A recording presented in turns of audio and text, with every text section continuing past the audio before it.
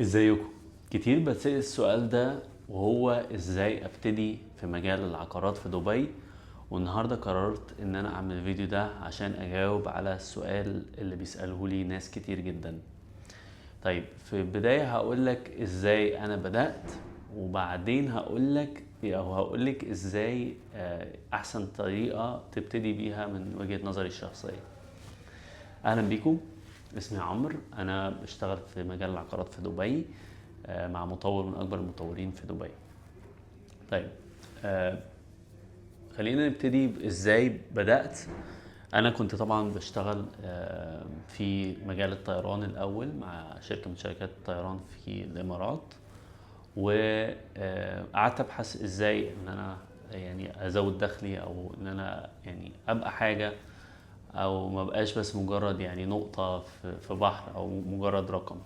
وده اللي خلاني ان انا اتجه لان انا اسيب شغلي وانتقل لدبي عشان انجح. وما لقيتش مجال اقدر ان انا اكون فيه ثروة او اكون فيه مبالغ كبيرة الا المجال بتاع العقارات، لان طبعا سعر التيكت سايز او سعر الوحدات بيبقى في يعني مليون فما فوق، فالكوميشن عليه بيبقى الى حد ما بيبقى عالي، اعلى من لما تبيع منتجات تانية.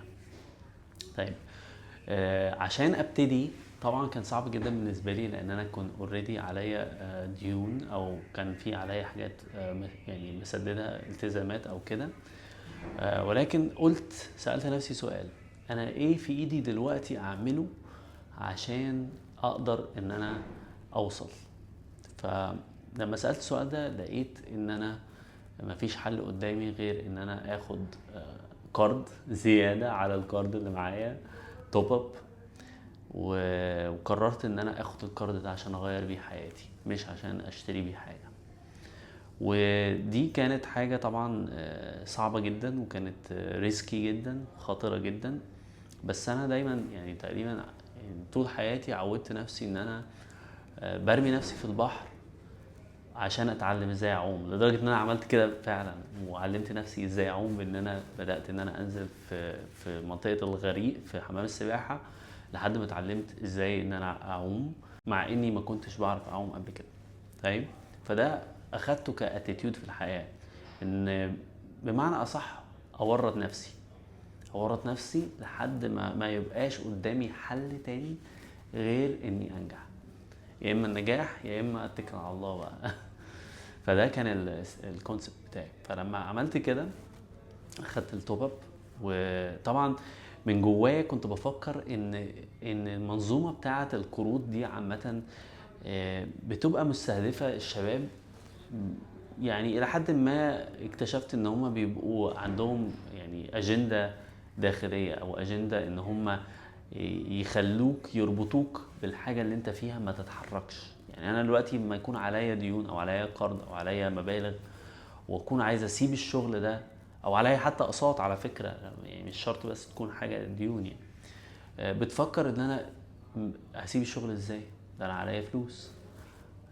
لا، خليني الاول اسدد اللي عليا، وبعدين افكر ان انا اغير الشغل، حتى لو الشغل ده انت مش طايقه، وبتروح الشغل كل يوم كاره حياتك وكاره الناس اللي معاك في الشغل، فبتضطر ان انت تستحمل عشان بس مجرد ايه الفلوس اللي عليك او الديون اللي عليك. انا قلت لا، انا قلت ان انا طيب، بما انهم هم عملوا كده معايا وورطوني، لدرجه ان هم كان بيتصلوا بيا بيتحايلوا عليا ان انا اخد كارد، حتى انا مش عايز من جوايا ان انا يعني مش عايز ادبس نفسي او عايز اورط نفسي. لدرجه ان انا بعد ما استلمت الفلوس في البدايه كلمتهم قلت لهم انا عايز ارجع الفلوس، قالوا لي لا ما ينفعش، خلاص الفلوس نزلت في حسابك، ما ينفعش ترجعها. فبوضح لكم يعني منظومه القروض عامه عامله ازاي. فالمهم قلت خلاص انا بقى هاخد الكارد ده وهغير حياتي بيه. فخدت الكارد واجرت شقه في دبي لمده سنه، عشان ما افكرش خالص في اي حاجه تانية، بس ابقى مركز في الشغل. وبعدين بدات فعلا، بدات اقدم بقى في الشركات، ومش بس جبت الشقه، كمان جبت الفيزا. فجبت الفيزا لمده سنه، بحيث ان انا ما عندهمش اي حجه. انت هتاخدني تشغلني، انا مش عايز منك حاجه، انا بس عايز اتعلم وعايز انجح بس. فكنت مقنع جدا لاي حد كنت بدخل اقنعه ان انا اشتغل معاه، لان انا داخل من مكان ان انا عايز ادي مش عايز اخد. واللي ساعدني في الكلام ده جدا واحد من الموتيفيشنال سبيكرز او اللي هو المحفزين في امريكا، كان من في الثمانينات او الستينات، كان اسمه جيم رون. جيم رون ده انا كنت بسمع فيديوهاته ليل نهار لحد ما حفظتها، لدرجه انا بقيت بتصرف زيه بالظبط. فكان دايما يقول يعني ما تدخل اي مكان او عايز تكلم اي حد، ما تكلموش بشكل او ما تجيش من مكان ان انا هاخد منك ايه، لا تيجي من مكان انا هديك ايه. فلما تقول له ما تعرفه واتس ان ات فور هيم او ايه اللي ليه في الحاجه دي، هيكون قابل ان هو يسمعك وعايزك تبقى معاه لان انت هتفيده. وبالتالي طبعا لما انت بتفيد بتستفيد. يعني ربنا قال في القرآن لن تنالوا البر حتى تنفقوا مما تحبون. لازم الاول تنفق، لازم تدي حتى لو مجانا عشان تستقبل في المقابل. فده بالظبط اللي انا عملته. وطبعا ما بقولكش ان الرحله كانت سهله وسعيده وجميله وبسيطه، لا طبعا كانت فوق وتحت فوق وتحت فوق وتحت. ولكن اللي بشوفه ان الرحله دي يعني انت لازم تبقى جاهز ليها، لازم تبقى مجهز نفسك ان مش هتبقى سهله، ولكن لما توصل الريوردز بتاعتها او العائد بتاعها هيبقى يستحق كل العناء اللي انت مريت بيه في الرحله دي. طبعا في ناس بتاخد وقت، في ناس بتاخد 6 شهور، في ناس بتاخد شهر، في ناس بتاخد سنه، في ناس بتاخد سنتين، في ناس بتاخد 5 لحد ما يوصل. لان هي موضوع كله ملوش علاقه في الحقيقه، ملوش علاقه بالمبيعات خالص. الموضوع كله نفسي، او هي الموضوع بيبقى ليه جوانب زي المثلث كده، اضلاع. ظبطت الضلع بتاع الجسدي فاضل الضلع الفكري، ظبطت الضلع الفكري فاضل الضلع الروحي. ظبطت الثلاثه دول بتبتدي تشوف النتيجه. فالموضوع كله احنا بنبقى فاكرين ان هو بس انا هشتغل واتعب ومش عارف ايه. طب ما هو لو الموضوع كان بالشغل او كان بالهارد ورك، او ان انا اشتغل واتعب واجهد نفسي والكلام ده، كان الشخص اللي بيشيل الطوب حرفيا عشان يبني العمارة كان هو اغنى شخص في العالم. ولكن مش دي الحقيقة. الحقيقة ان انت لازم تبحث ولازم تدور ولازم تقرأ كتب ولازم تعرف انت بتعمل ايه من جواك غلط. عشان لأن ربنا قال إن الله لا يغير ما بقوم يعني الواقع بتاع قوم حتى يغيروا ما بأنفسهم. ودي مش مقولة بس في القرآن، دي في كل الأديان. إن nothing will change for you unless you change. جيم رون برضو قالها كتير جدا. هي الحياة دي بتبقى حياة واحدة، فأنت ليه تعيشها شخص عادي؟ ليه تعيشها بس مجرد رقم لما ممكن تعمل تأثيرك وتسيب بصمتك في الحياة دي وتسيب اسمك لأن انت ربنا مديك هدية. يعني انت ربنا مديك هدية، ولكن لما الهدية دي انت لو ما استخدمتهاش محدش هيعرف انت مين او انت مين. فده كان تفكيري ساعتها. دلوقتي بقى اقدر اقول لك انت ازاي تنجح او ازاي ان انت تبتدي في العقارات. لو انت مش عايز السيناريو بتاع اللي انا عملته ده، طبعا ما انصحش اي حد ان هو ياخد قرض عشان يروح يعمل كده، لان طبعا مبني على باطل فهو باطل. اصلا موضوع القروض دي فيها حاجات ربويه وحاجات زي كده، فبتستحق حاجات مش كويسه، لازم تتوب بعدها ما تتعملش الحاجات دي تاني.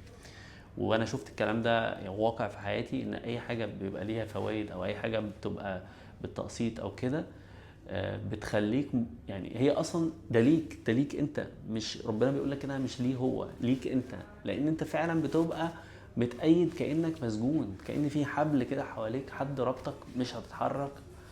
مع ان هو عادي انت حر، انت فاكر ان انت حر بس انت مش حر. انت مش قادر تسيب شغلك، مش قادر تعمل الحاجه اللي انت بتحبها. فالموضوع ده خلوا بالكم منه جدا. لو انت بقى عايز تيجي العقارات ومعاه مثلا محوش مبلغ مثلا وعايز تبتدي، تقدر تعمل كده. لان في اوض بتتأجر من اول 1000 درهم، 1500 درهم. طبعا هتقعد مع كذا حد في الأوضة بس مش مشكلة. انت خلي عندك المبدأ بتاع انا هعمل كل اللي اقدر عليه عشان اوصل. I will do whatever it takes. whatever it takes دي او كل اللي اقدر عليه دي يعني ايا كان الحاجة المطلوبة مني هعملها. في برضو جيم رون كان بيقول برضو مثل جميل جدا، بيقول لك لما يكون الوعد واضح الثمن سهل تدفعه. لما الوعد يكون واضح، يعني مثلا when the promise is clear the price is easy to pay. لما اقول لك مثلا ان انت لو اتمرنت معايا مثلا كاراتيه مثلا، هتمشي في الشارع في اي مكان مش امان، هتحس بالامان وتحس ان انت تقدر تحمي اي حد، فده الوعد. الثمن بقى اللي هتدفعه ايه؟ التمارين، الصحيان بدري، الاكل الصحي، مش عارف ايه، كل الكلام ده، فده الثمن. فلما الثمن يكون فلما الوعد يكون واضح الثمن بيكون سهل.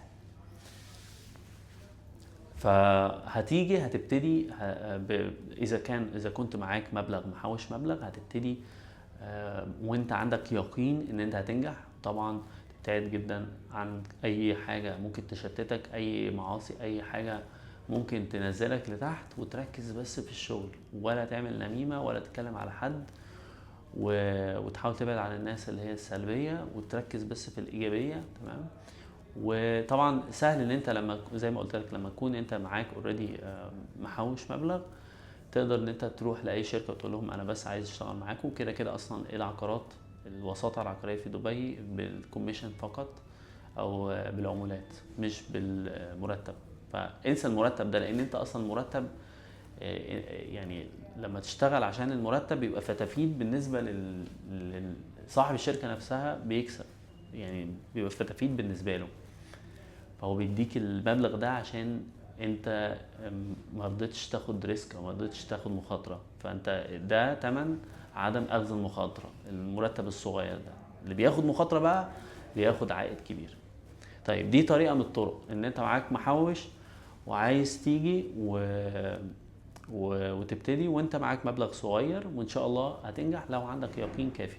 تمام باذن الله. مفيش مره، عايز اقول لك ان مفيش مره وصلت مثلا ان انا معيش فلوس وما لقيتش حاجه جايه لي كده بتساعدني من ما اعرفش منين.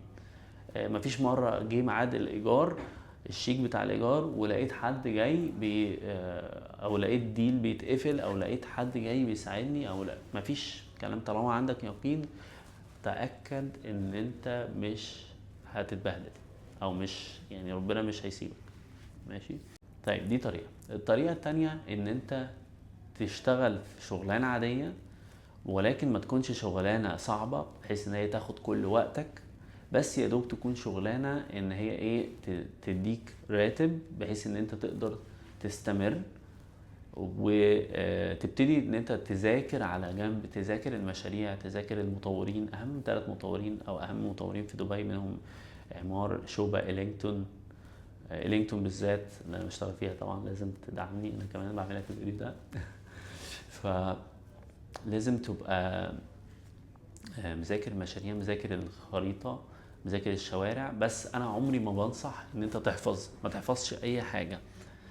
انت مخك ده مهم جدا، الهارد ديسك اللي عليه او الميموري اللي عليه، المساحه اللي عليه لازم تستخدمها في الحاجات المهمه فقط. الحفظ ده سهل ان انا ادخل على جوجل او تشات جي بي تي دلوقتي واكتب الحاجه اللي انا عايز اعرفها ويطلعها لي في ثانيه. فما تضيعش المساحه اللي عندك في الذاكره في الحفظ، ولكن ادرس المشاريع وخد خبره واحده واحده بمشروع مشروع. لما تعرف مثلا مشروع معين فين الطريق بتاعه او الشارع بتاعه، هتبتدي واحده واحده تفهم مش تحفظ. ودي طبعا احسن طريقه ان انت تقرا بيها اي كتاب بما فيهم الكتب السماويه او الاديان، الكتب الاديان زي القران مثلا. تقدر ان انت لما تيجي تقرا ما تقراش عشان تحفظ، اقرا عشان تفهم وتطبق، تطبق الكلام اللي بيقول لك عليه. وانت كده كده كل ما بتقرا كل ما بتلاقي نفسك اوتوماتيك بتتصرف يعني بالحاجه اللي انت بتقراها دايما. لو بتسمع اغاني دايما هتلاقي نفسك بتتصرف بالاغاني اللي انت بتسمعها دايما. لو بتتفرج على افلام دايما هتلاقي نفسك بتتصرف زي الشخصيه اللي لمستك اكتر حاجه. فكل حاجه بتاثر عليك، مفيش حاجه ما بتاثرش عليك. ف الحاجه اللي انت بتقراها او بتدخلها في عقلك بتبتدي تخليك تتشكل عليها. فدي تاني طريقه ان انت تشتغل في شركه عادية ملهاش علاقة بالعقارات وتبتدي من الشركة دي.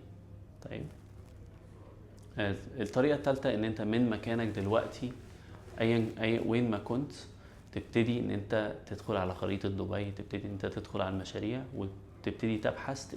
دايما اسهل حاجة تعملها تخش على جوجل، ازاي احفظ كذا، ازاي مش احفظ، ازاي اتعلم الخريطة بتاعت دبي، ازاي او كيف اتعلم خريطة دبي، او ازاي اتعلم المشاريع بتاعت دبي.